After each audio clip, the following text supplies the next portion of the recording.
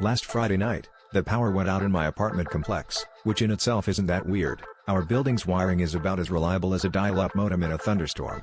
My friends and I decided to make the best of it, so we lit a dozen candles, creating the general ambience of a seance for lost internet connections, and broke out Monopoly. You know, the classic board game responsible for ruining more friendships than group projects and Mario Kart combined.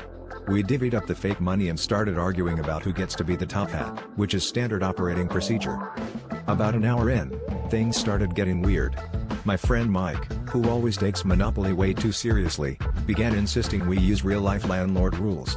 He started charging us for utilities every time someone used the bathroom, and demanded we pay property tax if we so much as looked at the fridge.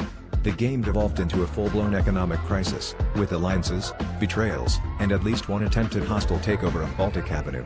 At this point, we were also invested that someone suggested we write up rental agreements, and we laughed it off, until there was a knock at the door.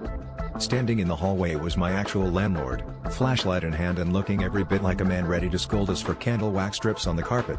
He said, "I heard there was a party in here," and before I could even explain, Mike, drunk on Boardwalk Power, handed him a stack of bright orange Monopoly bills and said, "Here's this month's rent, with interest. Also, I'd like to buy the building." For a split second, my landlord just stared at the money, then at us, then back at the money, as if trying to decide whether to evict us or call the nearest psychiatric ward. Without missing a beat, he pocketed the Monopoly money, tipped his imaginary top hat, and said, "Congratulations, you now own this dump. But just so you know, the waterworks are broken and the electric company's out, again." And that's how I became the proud owner of a building, 3 plastic hotels, and exactly 0 working light bulbs. All because my landlord decided to take my rent at face value.